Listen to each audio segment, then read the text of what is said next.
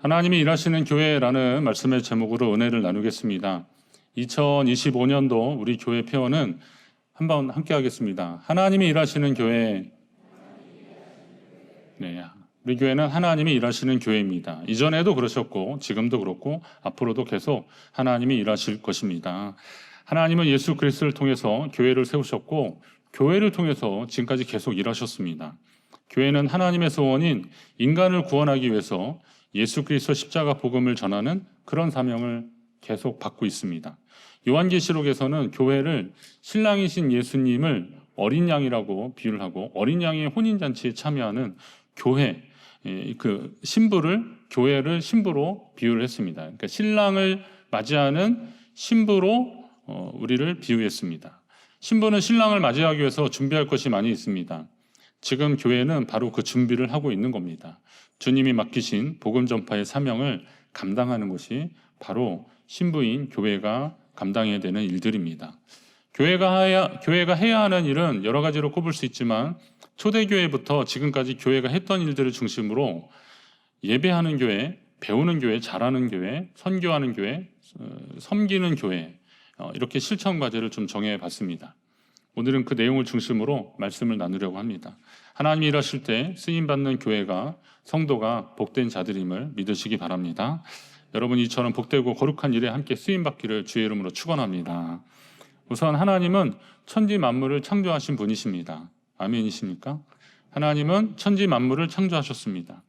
우리 인간도 그 만드신 피조물 중에 하나입니다. 그런데 하나님은 그 많은 피조물 중에서도 인간을 더 특별히 소중히 여기시고 또 특별한 관심과 사랑을 베푸시는 것 같습니다. 그렇죠? 그렇지 않습니까? 우리가 무엇이간데 천지 만물 중에서 우리 인간에 대한 하나님의 특별한 사랑이 분명히 있습니다. 하나님이 일하신다고 하면 하나님이 그렇게 베풀어 주시고 우리에게 사랑과 은혜로 함께 하시는데, 하나님이 일하신다고 하면 하나님이 마치 인간을 위해서 일하는 일꾼인 줄 오해할 수도 있습니다. 그건 마치 갓난아기가 부모를 대할 때 자기를 위해 존재하는 것처럼 착각하는 것과 같습니다. 하나님이 일하신다니까 하나님이 우리를 위해서 일하시나? 근데 갓난아이들은요, 자기의 그 양육자들, 엄마든 누구든 이렇게 울면은 반응하는 거를 아는 거예요. 그래서 이제 울면 기저귀 갈아주고 뭐 먹여주고 또 등 두드려주고 그러니까 이걸 안 돼요. 그래서 자기 울음으로 의사 표현을 하는 겁니다. 그러면 이제 이걸 계속 하다 보면 그 유아기 때 어린아이들은 천상천하 유아 독존이 되는 거예요. 이제 나를 위해서 다 존재하는 줄 알고 막 그런다는 겁니다. 그러니까 하나님이 일하신다고 할 때 하나님이 우리의 일꾼으로 생각하신다면 그거는 유아기적 그 신앙인 거죠. 그런 분은 아니시잖아요. 하나님은 그 존재 자체만으로도 하나님다운 분이십니다. 하나님은 뭔가 부족하거나 아쉬운 분이 아니십니다. 그런데도 하나님이 그렇게 일하신다면 거기엔 특별한 이유와 목적이 있는 것이죠. 하나님이 우리를 살피시니까 그게 은혜고 감사하면 되는 거죠. 그게 뭐 하나님이 우리를 위해서 존재한다라고 착각하시는 분은 아마 여기 안 계실 겁니다. 생각해보면 세상의 종교 대부분은 사람들이 신을 위해서 섬기고 일하고 있습니다. 세상의 우상들은 가만히 앉아서 사람들이 갖다 주는 재물이나 돈을 받지 사람들을 위해서 움직이거나 일한다고 하지 않습니다. 오히려 정성이 부족하면 재앙을 내리는 그런 구조입니다. 그러니까 화를 잠재우려고 그리고 그런 자기들의 신이 화가 나는 것을 달래려고 뭔가 조공을 바치는 그런 구조입니다. 그러나 하나님은 그런 분이 아니시라는 거죠. 하나님은 자기를 앙망하는 사람들, 자기를 사모하는 사람들, 하나님을 믿고 따르는 사람들에게 놀라운 일을 행하시는 분이십니다. 이게 하나님과 우리의 관계가 인격적인 관계라는 것도 바로 그런 겁니다. 하나님이 우리에게 반응하시는 거예요. 우리도 그 하나님께 감사해서 믿음으로 나가는 것이고요. 역대하 16장에 보니까 여호와의 눈은 온 땅을 두루 감찰하사 전심으로 자기에게 향하는 자를 위하여 능력을 베푸신다 그러셨습니다. 자, 온 땅을 두루 감찰하신다. 그리고 자기를 향하는 사람이 누군지를 하나님 보시는 거예요. 하나님은 이처럼 밤낮으로 쉬지 않고 우리를 위해서 일하시는 분이라는 겁니다. 성경은 계속 말하고 있어요. 그래서 이런 하나님을 알고 있는 모세가 하나님이 이런 분인 줄 아는 모세가 백성을 향해서 너희는 두려워하지 말고 가만히 서서 여호와께서 오늘 너희를 위하여 행하시는 구원을 보라라고 선포하고 있습니다. 그러면서 계속 말씀하고 있죠. 여호와께서 너희를 위하여 싸우실 것이다. 그러니 너희는 가만히 있으라는 겁니다. 다소 좀 직접적인 표현이지만 하나님이 우리를 위해서 싸우신다는 거예요. 우리를 위해서 싸우신다. 이보다 더 하나님이 일하시는 것을 잘 설명하는 부분은 없을 거라고 생각하는데요. 하나님이 우리를 위해서 싸우신다. 사무엘도 백성에게 너희는 이제 가만히 서서 여호와께서 너희 목전에서 행하시는 이 큰 일을 보라 그렇게 선포하고 있습니다. 하나님 백성, 성도로서 하나님이 우리에게 행하시는 일을 경험하는 것이 영광입니다. 왜냐하면 하나님이 일하실 때 가장 큰 수혜자가 우리이기 때문에 그렇습니다. 그러니까 하나님이 일하시는 현장에 있는 것도 은혜고 그것을 경험하는 것도 은혜고 그 하나님이 일하시는 그 과정에서 쓰임받는 게 은혜라는 거죠. 왜냐하면 우리 인생 가운데 하나님이 우리를 사용하시는 게 얼마나 놀랍습니까? 하나님이 일하시는 궁극적인 목적이 뭐냐? 그것은 죄인된 인간을 구원하시는 일입니다. 하나님이 일하시는 것은 다른 거 아니에요. 죄인된 인간을 구원하시는 게 하나님의 일입니다. 하나님이 세상을 이처럼 사랑하사 독생자를 주신 목적이 뭐냐면 아들을 세상에 보내신 이유가 뭐냐면 세상을 심판하려고 하는 것이 아니라 그로 말미암아 세상이 구원을 받게 하시려고 하는 것이 하나님의 뜻이라는 겁니다. 그러면 이제 다시 우리가 무엇이길래 우리가 얼마나 대단하길래 하나님이 독생자의 생명까지 내어주시면서 우리를 구원하시겠는가? 여러분 혹시 한번 생각해 보셨습니까? 여러분이 얼마나 대단한 존재인데 하나님이 나를 위해서 독생자 아들을 보내시고 그건 하나님이 자기 주심이라 그랬잖아요. 하나님이 자기를 내어주시기까지 우리를 사랑하시고 우리를 구원하시기 위해서 대속의 죽음을 마다하지 않으셨는가? 내가 뭔데? 우리가 뭔데? 물론 한 영혼이 천하보다 귀하다고 하지만 지금 하나님이 일하시는 이 일은 하나님의 성품 때문이라는 거죠. 시편 106편 8절에 보면 여호와께서는 자기 이름을 위하여 그들을 구원하셨다 그렇게 말씀하고 있습니다. 저는 여호와께서 자기 이름을 위하여 그들을 구원하셨다라는 이런 대목들이 여러 가지를 생각하게 하더라고요. 하나님의 이름을 위한다는 게 뭘까? 하나님의 이름을 여러 가지 되는데 그냥 우리가 생각하기에 하나님이 자기 체면을 위해서 우리를 구원하시나? 우리가 인간적으로 그렇게 생각할 수 있는데 이건 잘 보시면 이제 시편 106편은 하나님의 공의에 관한 이야기들이 나오면서 이런 말씀이 나오는 거거든요. 그러면 이제 하나님의 공의가 뭐냐라는 거죠. 하나님은 아브라함에게 그와 그 후손에게 복을 주시겠다고 약속하셨어요. 모든 민족이 너의 후손으로 인해서 복을 받을 것이라고, 너는 복이 될지라고 그렇게 약속해 주셨습니다. 그런데 시간이 많이 지나서 그의 후손들이 그 복이 되어야 되고 많은 열방의 축복의 통로가 되어야 되는 그 후손들이 하나님을 거의 잊어버리고 살고 있는 그런 상황이 돼버리고 말았어요. 아브라함이 약속한 시점으로 보면 한 450년, 그 한 500년 가까이 그 훨씬 이후로 가서 그걸 잃어버리고 사는 그런 시점이 돼버리고 마른 겁니다. 그러니까 아브라함의 입장에서는 아니 하나님의 입장에서는 참 안타까운데 그 하나님을 섬기지 않고 하나님을 잃어버리고 있는 백성들을 향해서도 아브라함과 맺었던 그 약속을 기억하셔서 그들을 구원하시려고 하는 게 이게 하나님의 공의라는 거예요. 왜냐하면 하나님이 약속하셨기 때문에 그 약속을 이루시려고 하나님은 일하시는 거거든요. 그러니까 이스라엘 백성들은 그 하나님의 은혜를 그들이 경험한 겁니다. 그들을 애굽에서 구원하시고 오늘로 말하면 죄에서 우리를 구원하시는 거죠. 그리고 그들이 하나님 백성임을 알게 하시고 또 하나님 백성으로서의 계명을 주시면서 그것을 지켜 행함으로 그들이 다시금 또 하나님 백성임을 만방에 드러내게 하시려는 것, 이게 하나님의 공의고 하나님의 손길이라는 겁니다. 하나님은 그 백성이 세상에서 멸시받고 천대받는 것을 원하지 않으시는 거예요. 그래서 우리를 존귀한 자라고 하시는 거예요. 우리를 소중한 자라고 하시는 겁니다. 따지고 보면 세상에서는 이런저런 잣대로 평가 기준을 가지고 사람을 분류를 합니다. 구분을 합니다. 사는 동네, 학교, 아니면 그의 직업, 심지어는 무슨 차량 이런 거 가지고도 사람을 구분하더라고요. 그러나 하나님은 그런 기준으로 사람을 구분하지 않으셔요. 한 영혼, 구원받을 영혼, 그가 하나님을 만나야 되는 대상으로 하나님이 여기시고 그를 사랑하시고 인도하시는 거예요. 그 은혜로 저와 여러분이 하나님의 자녀 되었음을 믿으시기 바랍니다. 하나님이 우리를 구원하셨어요. 하나님은 죄인을 구원하시면서 모든 인류가 하나님을 경외하고 찬송하기를 원하시는 거예요. 오늘 우리가 하나님을 찬송하는 것도 바로 그겁니다. 하나님이 우리를 구원해 주셨기 때문에. 지금 이 자리에 계신 여러분은 그 구원을 경험하신 줄로 믿습니다. 하나님이 여러분을 구원해 주셨음에 감사하시기 바랍니다. 지금도 하나님은 자기 이름을 위하여 의의 길로 우리를 인도하시는 겁니다. 우리를 구원하실 뿐만이 아니라 의의 길로 우리를 인도하고 계시는 거예요. 하나님 백성이 어디 가서 망신당하지 않고, 하나님 백성이 어디 가서 멸시당하지 않고 존귀한 자로 살게 하기 위해서 하나님 우리를 친히 인도하고 계시는 겁니다. 그 주님의 백성으로 여러분이 계속 사시기를 주의 이름으로 부탁드립니다. 그럼 교회의 핵심, 이제 이런 하나님이 일하시는 현장에서 교회를 통해서 하나님이 일하시는데, 이 교회의 핵심 사역을 계속 이야기를 우리를 하게 되는데, 그 교회의 핵심 사역에서 가장 먼저 나오는 것이 바로 예배입니다. 예배하는 일. 여러분은 오늘 이 자리에 왜 나오셨습니까? 오늘 신년 감사 주일에 왜 나오셨습니까?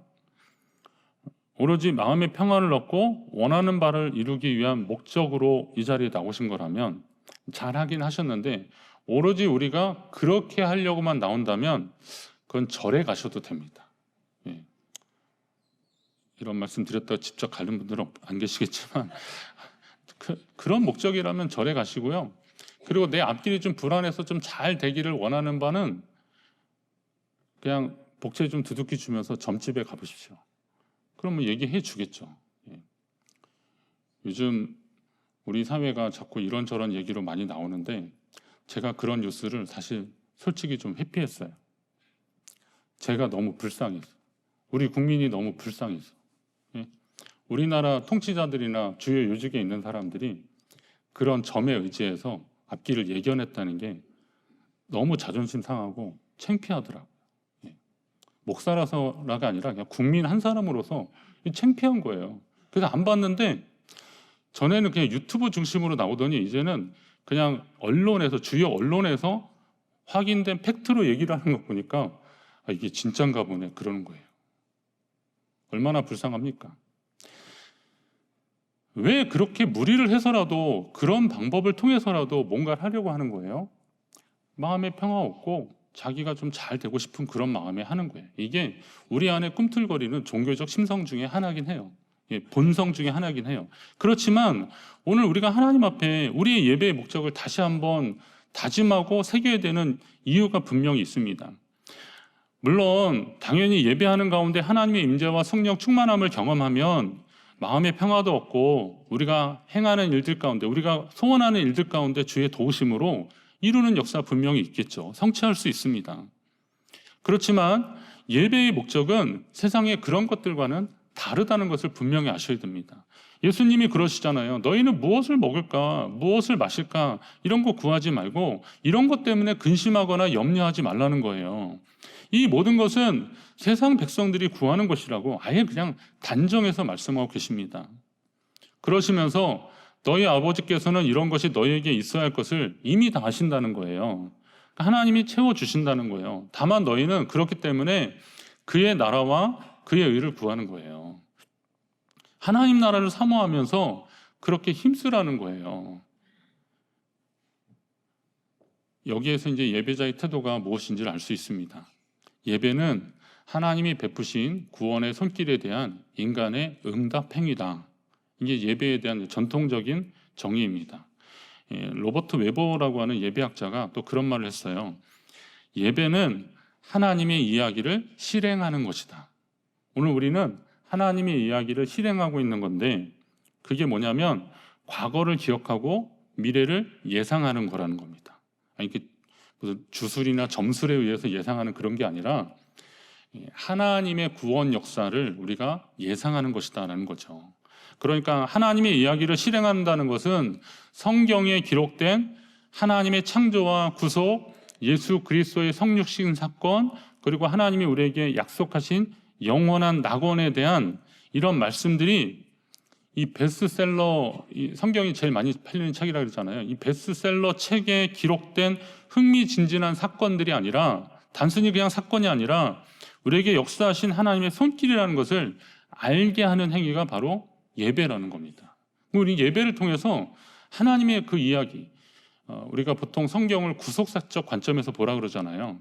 하나님의 구원의 이야기를 우리 성경을 통해서 우리가 보게 되는데, 그 예배를 통해서 그것을 재현하는 것이라는 겁니다. 그렇게 하나님 앞에 믿음으로 나가라는 거예요. 우리 교회는 주일 낮에 민수기 말씀을 요즘 계속 나누고 있는데, 이스라엘 백성들에게 향하신 그 일이 오늘 우리를 향하신 구원의 역사임을 믿고 인정하고, 또 앞으로 하나님이 어떤 일을 어떻게 행하실까, 그 이스라엘 백성들이 살았던 그 믿음의 패턴들을 잘 보면서 우리 앞에 놓여져 있는 여러 가지 문제 속에서 우리는 어떻게 대처할까를 고민하고 하나님을 의지하는 믿음의 행위들, 이게 하나님과 우리 사이에 일어나는 일들이라는 겁니다. 모든 성도는 물론이고 교회에 일을 맡은 분들은 예배에 최선을 다하셔야 됩니다. 뭐 근무 시간 빼먹으면서 예배 드리라는 거 아닙니다. 마땅히 할 일들까지 막 제치면서 하라는 것이 아니에요. 그런데 다만 예배하는 시간인데도 TV 보고 모임 참석하고 여가 생활하면서 빠지는 일 없도록 예배에 최선을 다하시라는 겁니다. 예배를 강조하는 것은 교회가 성령이 이끄시는 믿음의 공동체이기 때문에 그렇습니다.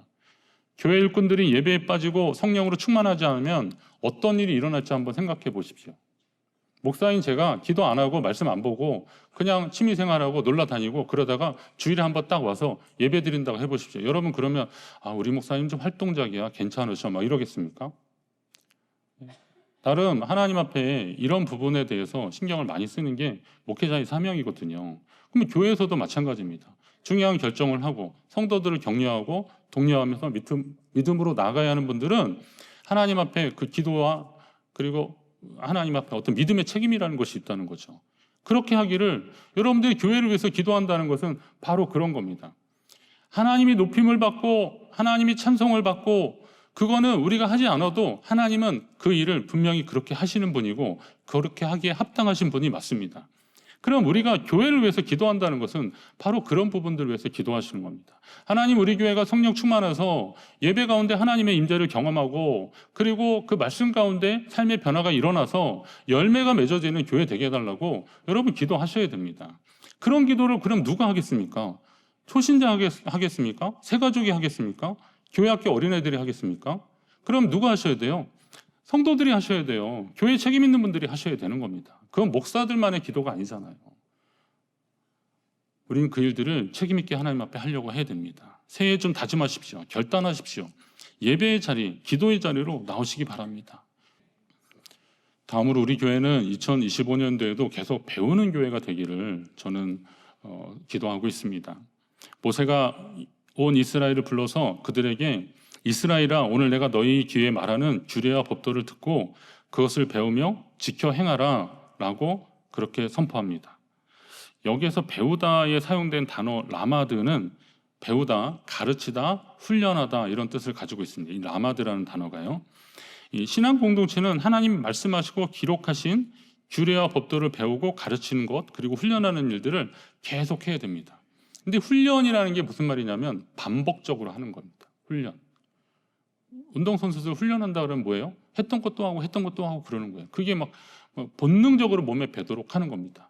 그래서 실전에 임했을 때 그 기량을 발휘할 수 있도록 하는 게 훈련입니다. 신앙도 훈련이 필요합니다. 기도도 훈련이 필요합니다. 뭐 문제 없을 때 하나님 앞에 기도해도 그래도 간절히 기도하다 보면 정말 문제 만났을 때 이건 기도할 일이구나 깨닫게 되는 거죠. 말씀을 훈련을 계속 하다 보면 마귀가 공격할 때 예수님도 말씀으로 이겨내시는 것처럼 그 말씀이 생각이 나고 그거 붙잡고 기도하면서 이거는 하나님 뜻이 아니구나 라는 것을 분별할 수 있는 거죠. 이게 훈련하는 겁니다. 그리고 교회는 이런 일들을 계속 하셔야 됩니다. 간혹 어떤 분은 나는 배우기를 졸업했다 그렇게 말씀하시는 분이 있어요. 난 배우는 거 졸업했다는 겁니다. 그러나 여러분, 시대가 계속 바뀌고 어제와 오늘이 다르다면 배우는 일을 중단해서는 안 되는 겁니다. 누군가 내게 뭔가를 가르치는 건 좀 부담스러운 것이긴 합니다. 그리고 거기에 또 반응해야 되니까. 그러나 이 배움에 대한 격언은 넘쳐납니다. 제가 좋아하는 말 중에 하나인데 배움을 멈추는 사람은 가르침도 멈춰야 한다. 그런 거죠. 배움을 멈추는 분은 가르치는 것도 멈춰야 됩니다. 우리 교회에 뭐 선생님들도 계시고 교수님들도 계시고 그런데 학생들이 알잖아요. 이 교수님이 정말 수업 준비를 잘 하고 계시는가, 이 선생님이 수업 준비를 잘 하고 계시는가. 왜냐하면 뭐 그 계속 가르치고 그랬던 것 같아요. 그 분야에서는 뭐 누가 뭐래도 전문가니까 다 아시겠죠. 그러나 그런 속에서도 이것을 이 학생들한테 적용시키고 요즘 이슈와 접목시키는 그런 연구 노력을 계속하지 않는 분들과 정말 그것을 계속 연구하는 분들하고는 분명히 차이가 날 것이라는 겁니다. 저도 그런 면에 있어서 이런 부분은 계속 도전이 됩니다. 배움을 멈추는 순간 삶도 멈춘다는 거예요. 배움을 멈추면 성장도 멈춘다는 겁니다. 제 경험으로 보면 배움을 멈추면 생각이 멈추더라고요. 책을 안 보거나 이렇게 새로운 것에 대해서 이렇게 하지 않으면 생각이 멈춰요. 그냥 이전 거 답습하는 정도로 되더라고요. 그래서 저도 이런 고민이 많죠. 교회는 익숙한 것들이 참 많은데 이런 것들에 대한 변화를 주기 위해서 어떤 시도를 해야 되는가 좀 조심스럽고 그러긴 합니다. 심지어는 제 자신도 이전에 너무 얽매여 있는 거 아닌가 이런 생각들 솔직히 저는 많이 하고 있습니다. 결국은 배움은 내가 부족해서 모자라서 한 것이 아니라 나의 연약함과 한계를 잘 아는 성숙한 사람이 배우는 겁니다. 그 배우는 사람이 자라나는 겁니다. 예수님도 나의 멍에를 메고 내게 배우라 하셨습니다. 바울을 통해서 너희는 내게 배우고 받고 듣고 본바를 행하라 그렇게 말씀하셨습니다. 그러면 평강의 하나님이 너희와 함께 계시리라. 반면에 악인은 은총을 입을지라도 의를 배우지 아니한다 그랬습니다. 하나님께 은혜를 입어도 배우지 않는다는 거예요. 하나님의 의를 배우지 않는다는 거예요. 이게 악인의 특징이라는 겁니다. 그러면 주님께 배우는 자가 어떤 자들이겠습니까? 그런데 배우는 일이 우리가 성경 통독을 하고 선택 강의 수강하는 것만을 말하지 않습니다. 우리 교회도 뭐 그런 일들 계속 하고 있으니까 우리도 하는데요. 그것만이 배우는 게 아니라는 거죠. 배움은 더 중요한 것은 에베소 교회 성도들이 범사에 그리스도까지 잘할지라라고 하는 대목을 잘 새겨보셔야 됩니다. 그러니까 정말 배우는 자의 태도는 그리스도에게까지 잘하는 것이 배움입니다. 주님을 닮아가려고 하는 열정을 포기하지 않는 것이 배움입니다. 이런 성도들이 하나님께 끊임없이 발전되는 겁니다. 이런 교회가 하나님 앞에 끊임없이 발전되는 겁니다. 여러분에게 이런 역사가 있기를 간절히 바랍니다. 오늘 여러분이 신앙생활을 지금까지 하시면서 시도하지 않았던 믿음의 일들을 한번 좀 시도하시려고 한번 해보시고요. 그런 속에서 나의 성장 그리고 하나님께 더 성숙함을 사모하시면서 믿음으로 나아가시기 바랍니다. 다시 말씀드립니다. 교회는 하나님이 일하시는 현장입니다. 우리 교회는 하나님이 일하시는 곳입니다. 하나님은 교회를 통해서 지금까지 역사하셨습니다. 하나님의 일에 동참하기를 소망하는 성도 되시기를 주의 이름으로 축원합니다. 그리고 그런 성도라면 주님과 함께 해야 하는 것들이 있습니다. 예배에 목숨을 거십시오. 예배에 최선을 다하려고 하십시오. 그럼 어떻게 하시겠습니까?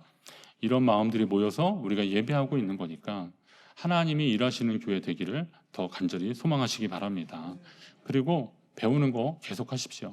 하나님께 주님 닮아가려고 하는 노력들을 포기하지 마시고 꾸준히 가십시오. 그냥 단기적으로 보는 유튜브나 이런 짤막한 영상 가지고 이렇게 뭐 채우려고 하지 마시고 꾸준히 여러분 속에서 하나님께 배우려고 하는 것들을 좀 정하시고 하십시오. 연초에 어떤 분은 자기가 어떤 이렇게 뭐 기록하는 거 필사를 하려고 지금 준비해서 그걸 하고 계시다고 그러더라고요. 잘하시는 거예요. 목사님 이번에는 제가 뭐 좀 더 공부하고 싶어요. 잘하시는 거예요. 한번 하십시오. 그리고 주님을 그게 이제 뭘 공부를 말하는 게 아니라 주님을 닮아가려고 하는 열정을 포기하지 않는 게 그게 배우는 자의 자세라는 겁니다. 우리 교회가 하나님의 이 일에 동참하는 분들이 더 많아져서 주님이 일하시는 것은 다시 말해서 뭐라 그랬어요? 영혼이 구원받는 일이고 하나님께 돌아오는 일이니까 여러분의 그런 일들을 통해서 한 영혼이 한 생명이 주님께 돌아오는 역사가 계속되는 주님이 일하시는 교회 되기를 간절히 바랍니다.